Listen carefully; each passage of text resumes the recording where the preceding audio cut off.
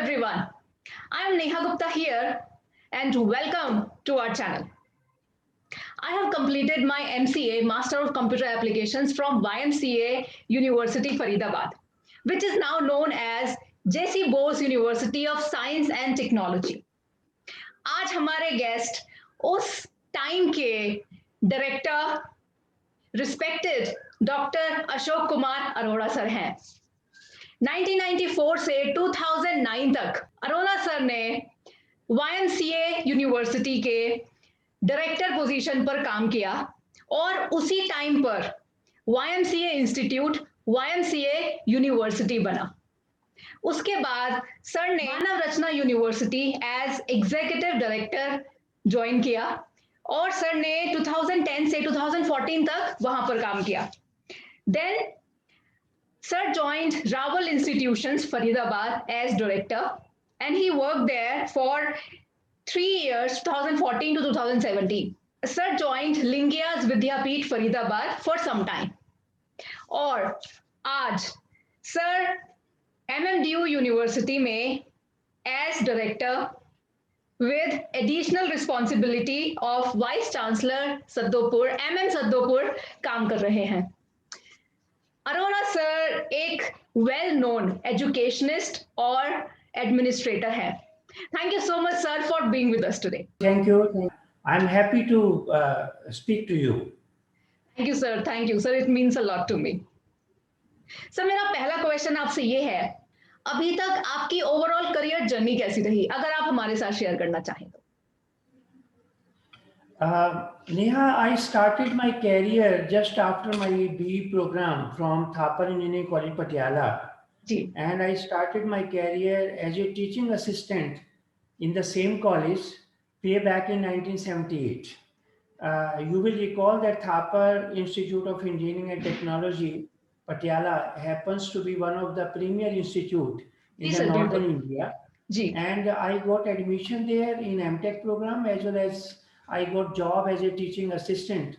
And therefore, I started my career from the grassroots.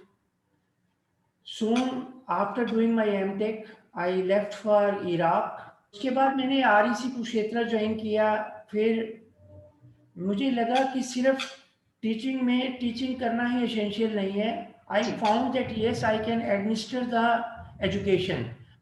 मैंने फिर उसके बाद सेठ जयप्रकाश पॉलिटेक्निक दामला यमुनानगर ज्वाइन किया एज प्रिंसिपल और वहाँ से डायरेक्ट सिलेक्शन पे जब मैं लगभग 40 साल का भी नहीं था तो मैंने prestigious institute YMCA institute of engineering Faridabad को as a director principal join किया और वहाँ पर 16 साल as a director principal registrar serve किया। उस समय वो एक पोस्ट डिप्लोमा इंस्टीट्यूट थी और 2010 में वो एक यूनिवर्सिटी के स्टेटस पे पहुंची। उसके बाद काफ़ी डेवलपमेंट हुई। मैंने मानव रचना ज्वाइन किया university Rawal institute and finally at MMDU. God has gifted me a natural sense of administration and therefore I am fully satisfied with my career. Sir मेरा सेकंड क्वेश्चन आपसे ये है, टीचिंग प्रोफेशन में आने की इंस्पिरेशन आपको कहाँ से मिली? जब मैंने BE किया थापर इंजीनियरिंग कॉलेज पटियाला से 78 में, I wish that I should join an industry, but by chance I got admission in MTech at Thapar as well as teaching assistantship. I joined there. I came in the company of those people who are known as true educationists of that time. And from that, I got inspired that yes, teaching is also a good career. So it is basically the way I learned from my teachers that I started thinking of becoming a teacher. Sir मेरा अगला question आपसे ये है, इतने सालों में आपने क्या चेंजेस देखे हैं स्टूडेंट्स के एटीट्यूड में और टीचिंग स्टाइल में? देखिए, मैं सबसे पहले तो टीचिंग लर्निंग प्रोसेसेस पे जाऊंगा। 78 में जब मैंने कैरियर शुरू किया तो चॉक एंड टॉक हुआ करता था। सिर्फ चॉक लेना है, बोर्ड पे समझाना है और बच्चे अटेंटिव होंगे, समझ जाएंगे। लेकिन आज बड़ी खुशी है कि कंप्यूटर एडेड पैकेजिंग आ गई है वर्चुअल टूल्स आ गए हैं, स्मार्ट बोर्ड आ गए हैं, वर्चुअल क्लासेज होने लग गई हैं।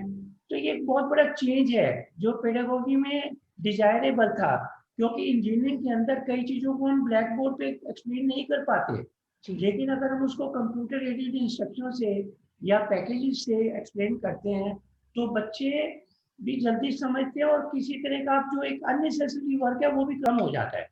भारतवर्ष अब किसी से पीछे नहीं है। जो चीजें आज से 10 साल पहले, 15 साल पहले टीचिंग लर्निंग प्रोसेस में सिर्फ अब्रॉड में हुआ करती थी, अब वो इंडिया में भी होती है। जहां तक आप टीचर्स की बात करते हैं, टीचिंग कम्युनिटी 50 इयर्स बैक जब, या 45 इयर्स बैक जब हम पहले की बात करते हैं, तो उस समय पर टीचिंग एक अलग तरह का मैकेनिज्म था, जो आज की डेट में वो लेवल नहीं है। हमारे समय पर एक एमटेक विद 2 इयर्स एक्सपीरियंस को लेक्चर लगाया जाता था, एक पर्टिकुलर टाइप ऑफ ट्रेनिंग हुआ करती थी, और जब टीचर जाते थे तो क्लास में उनके दिमाग में होता था कि हमें अपने बच्चों को समझाना है। आज वो चीजें लैग कर रही हैं, लोग जो है शॉर्टकट की तरफ चलने लग गए हैं। एग्जाम्पल मैं दूंगा, जब हम एक्सपेरिमेंट किया करते थे तो एक एक चीज को कनेक्ट किया करते थे और उससे लर्न किया करते थे, क्योंकि गलतियां किया करते थे। आज क्या हो गया, आज एक तरह से टूल किट्स आ गई हैं, आप इनपुट दीजिए और आउटपुट देख लीजिए। वो चीजें प्रैक्टिकल स्किल में कमी डालती हैं। लेकिन जहां तक स्टूडेंट्स कम्युनिटी है, स्टूडेंट्स कम्युनिटी उस समय भी कम्पिटिटिव थी 78 में, और आज भी कम्पिटिटिव है। संस्कार पहले भी बच्चों को मिलते थे, आज भी मिलते हैं, लेकिन एक जनरेशन गैप जरूर होता है। और टीचिंग एडमिनिस्ट्रेशन को ये सोचना चाहिए कि बच्चे तो सदा मिक्स ही आएंगे। अगर हम पुरानी बातें भी करें, अगर हम रामायण महाभारत के समय की बातें करें, तो उस समय पर महाभारत में अगर शिष्य पांडवों जैसे भी थे, एकलव्य जैसे थे, तो दुर्योधन जैसे भी थे। लेकिन मुझे बड़ी खुशी है कि आज की स्टूडेंट्स कम्युनिटी काफ़ी कम्पिटिटिव है, अपने कैरियर के बारे में सोचती है। इवन जब वो 10th क्लास में आता है या 8th क्लास में आता है, तो वो सोचने लग जाता है कि मुझे क्या करना है। और ये एक जहाँ नेशनल एजुकेशन पॉलिसी में भी एक शिफ्ट आया है। अब ये जरूरी नहीं है कि आप इंजीनियरिंग करने के लिए आपको यही सब्जेक्ट चाहिए, आप कई तरह के कोर्सेज को मिक्सअप कर सकते हो। तो नेशनल एजुकेशन जो 2020 आई है, उसने भी काफ़ी कंपटीशन ला दिया है। तो और जहाँ तक स्टूडेंट्स कम्युनिटी का एटीट्यूड है, ये आप मान के चलिए कि जब कभी मैं स्टूडेंट, तो मेरे को भी शौक होता था कि कम से कम एग्ज़ाम देने पड़े, कम से कम ट्यूटोरियल बनानी पड़े। वो चीज़ें आज भी हैं। बच्चों को काम को करवाना ही पड़ता है। टीचिंग कम्युनिटी का एक रोल है, हम बच्चों को ब्लेम ना करें। बच्चे तो जैसे पहले होते थे वैसे ही हैं, सिर्फ बच्चों को हमें एटीट्यूड सिखाना है या उनके एटीट्यूड को अप्रिशिएट करना है। हर समय पर डांट डपट नहीं, जहाँ ये अप्रोच रखनी है कि इन पे सख्ती हो, वहाँ पर डिलीवर भी हो। बच्चे सदा उस टीचर को अप्रिशिएट करते हैं जो टीचर अच्छा डिलीवर करता है, बच्चे उसकी क्लास अटेंड करते हैं। जी सर। मैं एज ए टीचर जब वाईएमसी में था तो इलेक्ट्रिकल को पढ़ाता था, और मेरी क्लासेस 8:35 पे लगभग शुरू हो जाती थी। उसका कारण ये था कि बच्चों को पता था कि मैं ठीक टाइम पे आऊँगा और उनको ठीक टाइम पे पहुँचना ज़रूरी है। इनफैक्ट 21st सेंचुरी के अंदर एक बड़ा शिफ्ट हुआ है। अब मदर्स का रोल काफ़ी बदल गया है। पहले जो मदर्स का रोल था वो अलग था, लेकिन आज मदर्स जो हैं वो अपने बच्चों के बारे में बिगिनिंग से सोचने लग जाती हैं। हाँ, हम टीचर्स को जो एडमिनिस्ट्रेशन कर रहे हैं उनको बच्चों की भावनाओं को समझना चाहिए। खुलापन जरूर आया है, तो आप ये कहिए कि शायद जेंडर सेंसिटाइजेशन है वो, तो वो होगा ही होगा, लेकिन उसके बीच में भी हमें बच्चों के साथ मिल करके रास्ता निकालना है। और बच्चे, मैं ये मानता हूँ कि ये गॉस कर्व बनती है, सदा 20% बच्चे किसी क्लास में बहुत अच्छे होते हैं, 50% आप ये कह लीजिए कि वेरी गुड होते हैं, और 20% गुड होते हैं और 10% सदा वैल्यूज पे होते हैं। तो एक बनती गॉस कर्व और सदा गॉस कर्व भी बनेगी, ये कभी कोई चेंज नहीं कर सकता। आई फील कि उनको सिर्फ अंडरस्टैंड करना है, बाकी कुछ नहीं। Thank you for sharing your view point on that. Sir, आज आपसे बात करते हुए क्यों ना वाईएमसीए की कुछ बातें याद की जाएं। तो सर, वाईएमसीए का कोई प्राउड मोमेंट अगर आप शेयर करना चाहें तो। जब मैंने वाईएमसी ज्वाइन किया तो वो उस समय पोस्ट डिप्लोमा इंस्टीट्यूट थी, एक बड़ी प्रेस्टिजियस इंस्टीट्यूट थी।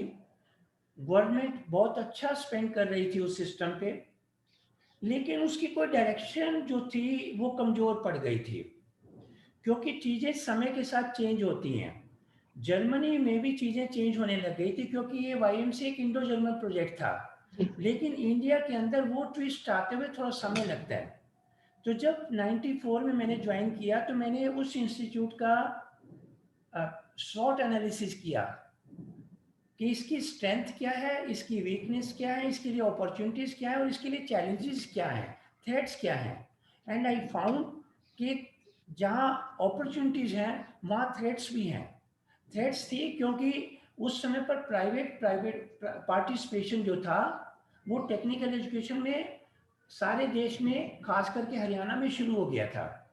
तो with the clear understanding, I propose to the government as well as board of governors कि इस इंस्टीट्यूट का स्टेटस अपग्रेड करना चाहिए और ये पोस्ट डिप्लोमा या एडवांस डिप्लोमा की बजाय इसमें पोटेंशियल है, इसके पोटेंशियल को अरेस्ट ना करते हुए इसको बीटेक प्रोग्राम में कन्वर्ट किया जाए। और मुझे बड़ी खुशी है कि तीनों रेगुलेटरी अथॉरिटी, सरकार हो गई, एआईसीटी हो गई या यूनिवर्सिटी हो गई, उन्होंने सब ने मिल करके 5 अगस्त 1997 को YMCA became a degree college. और ये बड़ी खुशी की बात है कि उन दिनों में एडमिशन शुरू हो गए थे। और आप एक्सेप्टेबिलिटी की बात ये मानिए कि जब एडमिशन हुए तो उस समय पर जो सबसे बेस्ट इंस्टीट्यूट थी उसका नाम था REC कुरुक्षेत्र, जहाँ एडमिशन हो रहे थे।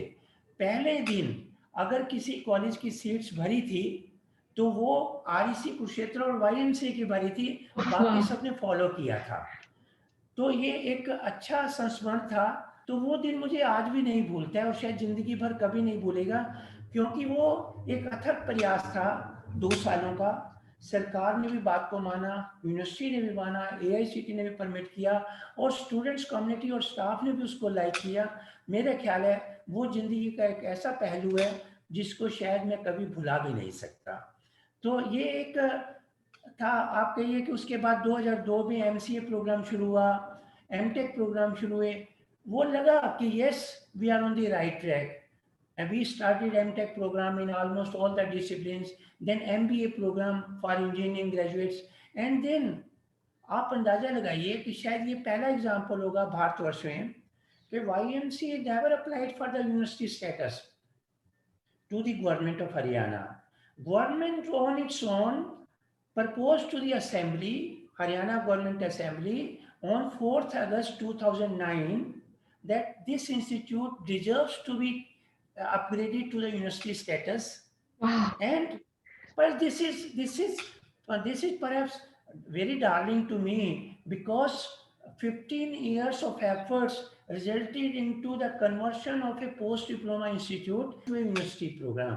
और मेरे लिए बड़ी खुशी की बात है कि वो सिस्टम जिस सीडिंग मैंने जरूर किया शिफ्टिंग के उसमें, लेकिन मुझे आज भी बड़ी खुशी है कि आज ये हरियाणा का सबसे बेस्ट टेक्निकल यूनिवर्सिटी है। Credit goes to the present administration, specially the vice chancellor doctor Dinesh Kumar, who is presently heading the university, that he and his team has worked very hard, and today YMCA University is one of the prestigious university in the state of Haryana or say North India. Thank you so much sir, आपके efforts की वजह से ही शायद मैं वहां से MCA कर पाई। मैं ये कहता हूँ कि प्रभु ने बड़ी हेल्प करी, सरकार ने बहुत हेल्प की जी। शायद मैं आपको एक और एग्जांपल दूंगा। जब तक मैंने YMCA को हेड किया था, finance was not a problem, decisions were not a problem. जब हमने MBA शुरू किया तो सिंगल डे में डिसीजन हुआ, कि YMCA को ना केवल इंजीनियरिंग में प्रोग्राम रन करने बल्कि MBA प्रोग्राम भी रन करना है। MCA की जब परमिशन हुई थी तो 3 दिन के अंदर गवर्नमेंट की परमिशन, AICTE की परमिशन और यूनिवर्सिटी की परमिशन हुई थी और ठीक टाइम पे एडमिशन हुआ था। ये सब चीजें जो है ना बड़ी खुशी देती हैं। My next question to you is, कोई ऐसी एक्टिविटी या कोई ऐसा सिस्टम जो आपको YMCA में सबसे ज्यादा पसंद था? देखिए, कोई खास तो नहीं कह पाऊंगा, लेकिन मेरा जो कोऑर्डिनेशन था स्टूडेंट्स के साथ वो काफी डिसिप्लिन वे में था। मतलब जो भी मैं करता था, अगर वो बच्चों का फंक्शन होता था ना, तो मैं उसमें भी फुल टाइम देता था। मैं गेस्ट की तरह नहीं आता था, क्योंकि मुझे पता होता था कि मेरी प्रेजेंस जो है it makes difference in terms of discipline, in terms of attitude, it makes difference. मेरी ये सदा सोच रहती थी कि स्टूडेंट्स की जो टीचिंग है, जो कम्पिटिटिवनेस है, वो बनी रहे। इसीलिए जहां मैं उनकी इस बात की रियल टाइम में कंट्रोल करता था कि उनको हर चीज मिले, वहां पर मैंने डिसिप्लिन के साथ कभी कंप्रोमाइज नहीं किया। तो उसमें क्या होता था, आप ये कह लीजिए कि स्टूडेंट्स कम्युनिटी जो थी वो थोड़ा डर की ज्यादा रहती थी। अगर आपको याद हो तो एक लाल चौक हुआ करता था जी, जो बिल्कुल बिल्डिंग के सामने होता था। वहां पर सुबह 8:30 बजे भी या 8:35 पे, 8:40 पे, आप ये कह लीजिए कि बड़ा डिसिप्लिन सा रहता था। लोग क्लासेस को जा रहे हैं और कभी कोई ऐसी बात नहीं होती थी। फंक्शन जब होते थे रात को 3-3 बजे तक होते थे। आपने कभी शायद कोई इमेजिन ही नहीं कर सकता कि कोई एजुकेशन सिस्टम हो जहाँ लड़कियां भी हों और लड़के भी हों और वहाँ ना कोई पुलिस का इंतजाम किया जाए, ना सिक्योरिटी का इंतजाम किया जाए, और सब चीजें जो हैं वो बड़े नॉर्मल वे में चल रही हो। सब लोग डिसिप्लिन है, सब लोगों को पता है कि अगर रूल टूटता है तो उसकी सजा क्या है। शायद ये बातें जो थी ये मेरे को खुद एनकरेज करती थी। और हाँ, छोटी मोटी घटना होती थी। कई बार क्या होता है कि बच्चों की छोटी छोटी बातें याद रह जाती हैं। 2001 की बात है, फंक्शन चल रहा था, एंड ऑफ मार्च का या अप्रैल का बिगनिंग था। तो एक कंप्यूटर इंजीनियरिंग, काफी लोग आए हुए थे बाहर से भी। बहुत सारे लोग हमारे कल्चरल फेस्टिवल में आया करते थे। एलिमेंट्स कलमाइका हुआ करता था उसका नाम। तो एक लड़की ने जो फाइनल ईयर का था, उसने किसी बाहर की लड़की को कुछ कह दिया। और खुशी की बात यह है कि जो उस लड़की की टीचर थी, उसने उस लड़के को थप्पड़ मार दिया। अब वो बात मेरे तक पहुंची तो पता करवाया गया और वो लड़का पकड़ा गया। अब लड़का पकड़ा गया, उसके बाद उसके पेरेंट्स आए, सजा हुई, जो कुछ भी था जल्दी से जल्दी निपट गया ताकि उसकी कोई ज्यादा सफरिंग ना हो। क्योंकि उस कॉलेज के टीचर ने भी रिक्वेस्ट किया था कि मैंने सजा दे दी, अब दोबारा सजा इसको ना मिले। तो वो बच्चा पास होकर के चला गया। कुछ महीने बाद मेरे को, जब मैं बाहर निकला तो मुझे एक लड़का नजर आया जो कि मुझे लगा कि वो वही लड़का है और वो यहाँ क्या कर रहा है। तो मैंने उसको आवाज दे करके बुलाया। अब वो बच्चा जब आया तो कहता है मैं नहीं था जी, वो मेरा भाई था। नहीं, उस बच्चे को भी पता था कि मेरे भाई के साथ ये बात हुई है और मेरे भाई को सजा मिली है। मतलब ये छोटी सी बात है, लेकिन ये मेरे को भूलती नहीं है। क्योंकि वो बच्चा जब कांप रहा था तो ये कहता था मैं नहीं था जी, वो मेरा भाई था जिसने, ताकि उसकी सजा मुझे ना मिल जाए। तो ये कुछ इवेंट्स होते थे और अच्छा डिसिप्लिन था। बच्चों ने बात को सुना, बच्चों ने बात को सराहा। ऊपर से जो मेरा कठोर रवैया था बच्चों के साथ, वो एक, आप ये वो आंतरिक नहीं था। आंतरिक में ये था कि ये दुनिया के सबसे अच्छे बच्चे बने, कम्पिटिटिव हों, इनको कोई किसी तरह की तकलीफ ना हो। लेकिन डिसिप्लिन के बिना कुछ भी नहीं चल सकता। आप, मेरा ये मानना है, एडमिनिस्ट्रेशन कभी पुलिस से नहीं चल सकती, एडमिनिस्ट्रेशन कभी सिक्योरिटी से नहीं चल सकती, एडमिनिस्ट्रेशन फोर्स वे में नहीं चल सकती। एडमिनिस्ट्रेशन के लिए एक जुनून का होना बहुत जरूरी है और एक रियल टाइम में कोऑर्डिनेशन होना बहुत जरूरी है। मैं आपको एक और एग्जांपल देता हूँ। 2011 के अंदर जब फर्स्ट बैच हुआ तो उन्होंने अपना पार्क प्लाजा फरीदाबाद में फंक्शन रखा एंड दे इनवाइटेड मी। तो वहाँ बहुत सारे बच्चे जो हैं 10 साल में बड़ा फर्क पड़ जाता है। एक लड़की आई, उसने मेरे से ये कहा कि आप, उस लड़के का भी नाम मुझे याद है, मैं देना नहीं चाहूँगा। उसने ये कहा कि मेरे को आप बताओ मेरे हस्बैंड कैसे थे। तो मैंने कहा पढ़ाई में बहुत अच्छे थे, और वो था भी अच्छा, ऐसी बात नहीं, पढ़ाई में बहुत अच्छे थे। तो कहने लगी मैं वो नहीं पूछ रही हूँ, है जी। तो मैंने कहा बेटा आप क्या पूछ रहे हो? नहीं, मेरे हस्बैंड बताते हैं कि हमारे सर को हमारे बारे में सारा पता होता था। जी बिल्कुल।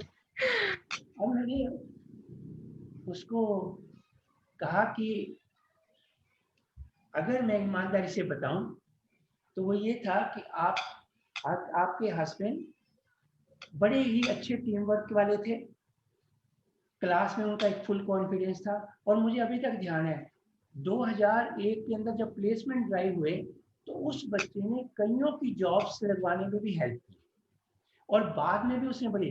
तो मैंने जब उसको बताया कि आपके हस्बैंड के ये वो है, फिर भी पूछती है कि नहीं कुछ और बताइए। तो फिर मैंने उसको पूछा कि अब आप मुझे बताओ कि विशेष वो क्या पूछना चाहते हैं। तो बड़ा जिसको कहते हैं कि जॉली किस्म का एटमॉस्फेयर रहा, और मुझे बड़ी खुशी हुई कि बच्चों ने इतना कन्फाइड किया अपनी फैमिली में कि शायद वो मुझे अपना फैमिली मेंबर की तरह समझा, ना केवल डायरेक्टर समझा। ये बड़ी खुशी की बात होती है। Sir my next question to you is, आपके करियर का कोई फनी मोमेंट अगर आप शेयर करना चाहें तो। एक स्टूडेंट थी, हॉस्टल में रहती थी, उसकी एक शिकायत आई। तो मैंने उसके पेरेंट्स को बुलाया, तो वो मुझे कहती है कि अगर आप मेरे को ये प्रॉमिस करो कि आप मेरे पेरेंट्स को मजबूर करोगे बाद में कि 4 साल बाद जब मैं डिग्री कर जाऊंगी तो मेरी इसी लड़के से शादी होगी। अब मैंने उस समय पर समस्या को टालने के लिए कह दिया अच्छा बेटा कोई नहीं, मैं तुम्हारी मम्मी को समझा दूंगा जी। लेकिन अभी आप सिर्फ 4 साल पढ़ाई करोगे। क्योंकि उस समय आप जो 12th या 12+1 लेवल या 2 लेवल का बच्चा होता है उसको समझ तो होती नहीं है, कई चीजें समझ बाद में आती है। एक दिन मेरे को गार्ड ने बताया कि सर कोई लड़की मिलने आई है। तो मुझे अभी तक ध्यान है मई का महीना था, 2009 की बात है। तो मैं बाहर गया कि सर आज हमारा लास्ट डे है। तो मैंने देखा तो एक मिठाई का डिब्बा लाई हुई थी। 4 साल पहले आपने मुझे प्रॉमिस किया था कि you will speak to my parents, that why was any compartment. So I was knowing that thing. Immediately I said you know that he is not even a graduate. Sir उसको अपना काम शुरू करना है, उसको कोई फर्क नहीं पड़ता कि उसको एक कंपार्टमेंट है या नहीं है। तो मैंने कहा कि तुम्हारी जॉब लग गई? कहती हाँ मेरी जॉब लग गई। मैंने कहा अच्छा हाँ मैं आपके पेरेंट्स से बात करूंगा, लेकिन पहले उसको। कहती अच्छा चलो उसकी कंपार्टमेंट क्लियर हो जाएगी फिर आप मेरे पेरेंट्स से बात करोगे। और बाई चांस उसकी कंपार्टमेंट क्लियर हो गई। तो मैंने कहा अच्छा चलो पहले आप अपने पेरेंट्स से बात करो और उसके बाद जरूरत पड़ेगी तो मैं जरूर बात करूंगा। जी। भगवान ने चाहा तो उनके पेरेंट्स समझ गए कि बच्चों की इच्छाओं के आगे कुछ नहीं होता। एंड एक दिन वो फिर आई कार्ड। तो मैंने फिर पूछ लिया किससे हो रही है मैरिज? सर आपने तो जिससे करवाई है मेरी उसी से हो रही है। आपने तो मेरे पेरेंट्स को बोला।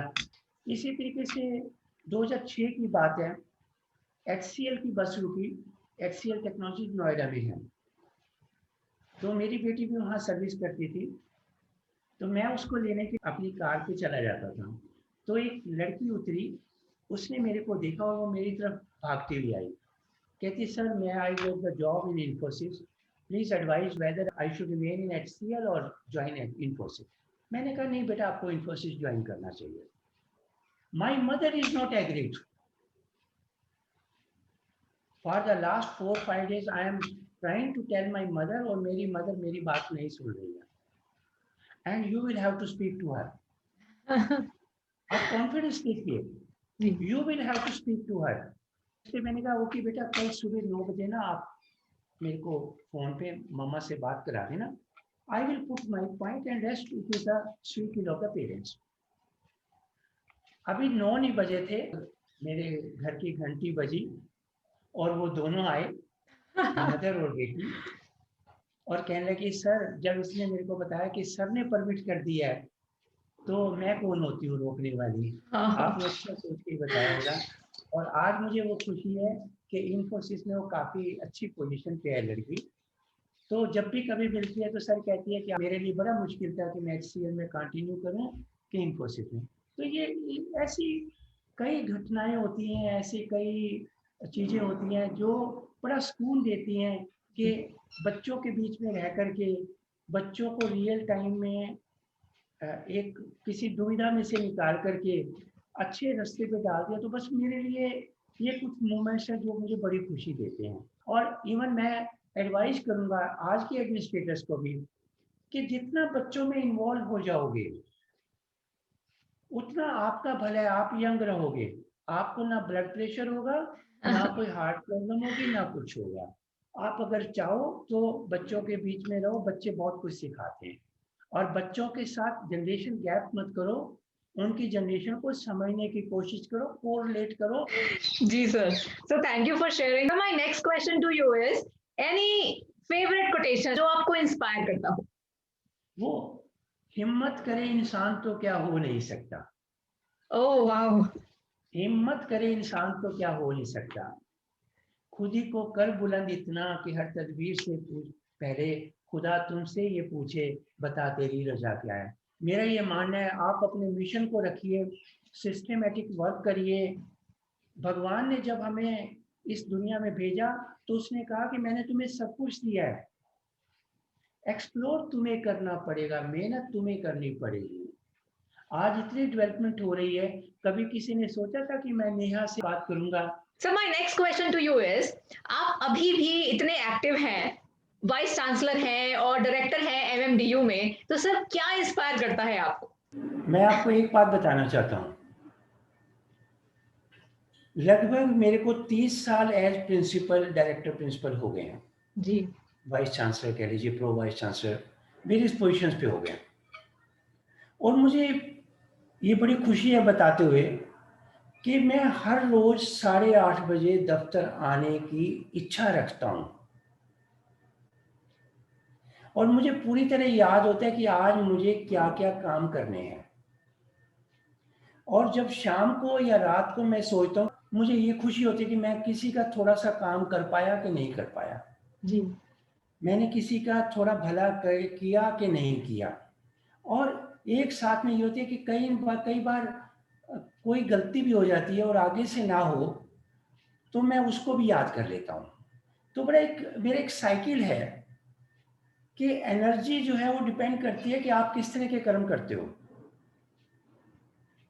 अगर आप ये सोच करके कि कहीं बैलेंस आपने मेंटेन किया हुआ है, आप अभी तक आपका यूटिलाइजेशन है, तब तक आपकी एनर्जी बनी रहती है। और यही मेरा सिंगल सोर्स ऑफ एनर्जी है। स्टूडेंट्स कम्युनिटी हो, टीचिंग कम्युनिटी हो, ये सारे कंपोनेंट्स बड़े इंपॉर्टेंट हैं आपकी लाइफ में। जी, इनको जोड़ करके रखना, इनके साथ चलना, ये बहुत ज़रूरी होता है। तो मेरे को क्रिएटिव एनर्जी अपने आप ही मिलती रहती है, ये सोच करके कि कल मुझे ये काम करना है। और मेरा ये मानना है कि इंसान काम करके कभी भी परेशान नहीं होता। अगर वो परेशानी होती है तो किसी को बिना काम के होती है। अगर आपने किसी को सजा देनी हो तो आप उससे सारे काम विड्रॉ कर लो और कहो कि आप कुर्सी मेज पे बैठो और चाय पियो। जी सर, बिल्कुल। और सर इसी एनर्जी के साथ आई एम श्योर बहुत सारे स्टूडेंट्स उससे बहुत कुछ सीखेंगे आपसे अगर आप उनके टच में रहेंगे तो। Sir my next question to you is आप हमें अपने पुराने स्टूडेंट्स को क्या एडवाइस देना चाहेंगे? मेरा एक जो लॉन्गर सर्विस है वो YMCA में रहा और मुझे बड़ी खुशी है कि YMCA इंस्टीट्यूट ने जितने एंटरप्रेन्योर्स देश को दिए हैं, हरियाणा को दिए हैं, उतना शायद किसी कॉलेज ने नहीं दिए होंगे। क्योंकि मैंने वहां पर लोगों को स्टार्टअप की तरह देखा है और उस लेवल पे भी देखा है जब वो एक, आप ये कह लीजिए कि आगे हजारों आदमियों को एम्प्लॉयमेंट दे रहे थे। तो मेरा तो सदा मानना ये है कि इंजीनियरिंग ग्रेजुएट्स हों या एप्लीकेशन ग्रेजुएट्स हों, इनको अपना काम जरूर करना चाहिए और साथ में नेटवर्किंग होनी चाहिए। आज की डेट के अंदर बिजनेस का मिलना और मिलाना ये एक बहुत बड़ा चैलेंज होता है। आपको अपनी नेटवर्किंग इतनी स्ट्रांग रखनी चाहिए कि एक दूसरे की हेल्प करें ताकि सब ग्रो करें। और मुझे बड़ी खुशी है कि जब कभी एल्यूमिनी मीट हुआ करती थी और हमारे ग्रेजुएट्स आया करते थे, they used to claim that today is the best day because we are meeting after a long time and we are discussing the business points also. तो मेरा तो ये मानना है कि नौकरी तो सिर्फ इंडिविजुअल के लिए आदमी करता है।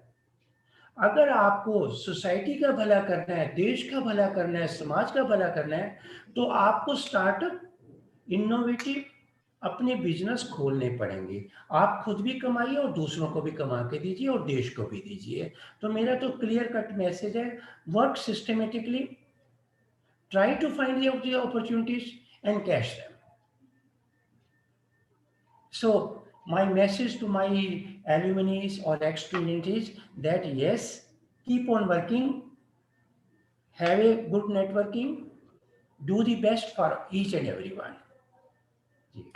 Thank you so much, sir, for this wonderful tip. And sir, my last question to you is, जो बच्चे आज स्टूडेंट्स हैं, अभी पढ़ाई कर रहे हैं, उनके लिए आपके पास क्या एडवाइस होगा सर, उनकी एजुकेशन के लिए, उनकी जॉब प्लेसमेंट्स के लिए और इन जनरल लाइफ के लिए? देखिए, जहां तक आज के बच्चे हैं, आज जो अपॉर्चुनिटीज हैं वो शायद आज से 10 साल पहले भी नहीं थी। आज गवर्नमेंट ने भी रियलाइज करना शुरू कर दिया है कि skill is very important component. किताबों से पढ़ करके कोई आदमी स्किल अंडरस्टैंड तो कर सकता है, लेकिन उसकी इंप्लीमेंटेशन नहीं कर सकता। मैं आज भी बच्चों से ये कहता हूं कि कुछ भी करने से पहले लॉज तो पहले एस्टेब्लिश हो चुके हैं, उनकी वेरिफिकेशन करके आप कुछ नहीं कमा रहे हैं, उनको इंप्लीमेंट करिए प्रैक्टिकली, उनके ऊपर सोच लगाइए और देखिए कि कैसे मैं बेटर रिसर्च कर सकता हूँ, इसको किसी और अच्छे वे में कैसे कर सकता हूँ। कम्पिटिटिव होना बहुत जरूरी है क्योंकि अपॉर्चुनिटीज स्लैश हो रही हैं कई लेवल पर। अब उन अपॉर्चुनिटीज को एनकैश करने के लिए आपकी कैपेबिलिटी का होना बहुत जरूरी है और वो कैपेबिलिटी, कोई भी काम छोटा नहीं होता है। अगर आप ये सोच रहे हैं कि स्टार्टअप में मुझे खुद काम करना पड़ेगा, यस, आपको खुद डेवलप करना पड़ेगा। आज की डेट में फॉर एग्जांपल कंप्यूटर इंजीनियरिंग में चले जाइए, कोडिंग की इतनी अपॉर्चुनिटीज हैं, इतनी जॉब्स हैं। और मैं बाहर भी अगर विदेशों की बात करूं तो छोटे छोटे बच्चे जो 7th 8th में हैं वो पाइथन प्रोग्रामिंग के थ्रू अदरवाइज आजकल कोडिंग सीख रहे हैं, सर्टिफिकेट ले रहे हैं, अपॉर्चुनिटीज ढूंढ रहे हैं। तो मैं तो अपने बच्चों से यही कहूँगा कि किसी भी अपॉर्चुनिटी को छोटा मत मानिए, जॉब करना जरूरी है क्योंकि खाली जो कोई भी व्यक्ति होता है वो कभी अपने आप को सुरक्षित महसूस नहीं करता। लेकिन जॉब करने के बाद इनोवेटिव आइडिया से ढूंढते रहिए कि आप बेस्ट क्या कर सकते हो और उस लाइन पे चलिए ताकि आप अपना भी भला करें और दूसरों का भी भला करें। मैं ये कहता हूँ, have a target that within 5 years you have to become an entrepreneur. Don't stick to a job. Jobs will be in plenty. Jobs opportunities will be there. अपना काम शुरू करिए, बैंक लोन दे रहे हैं, सब कुछ दे रहे हैं, तो आपको अपॉर्चुनिटीज एनकैश करनी चाहिए। So my message to everyone is that yes, do your best, try to create or generate business for yourself and for others. Thank you very much. Thank you so much, sir, for this wonderful time and tours. I'm really thankful to you because I am speaking to my alumni and this is a great opportunity for me because speaking to the people who have worked with you or who have learned from you itself is a very great experience. So I'm thankful to you, and I wish that the message through your channel, you will be propagating it, should reach to the masses. And Thank you, sir. I also wish to give message to all concerned that please subscribe to your channel. Thank you, sir. Thank you. And it's a good opportunity for everyone. Thank you very much. Thank you so much, sir. Thank you for this inspiring talk. Thank you once again. For the best career for you and best opportunities for you. Thank you very much. Thank you. Thank you.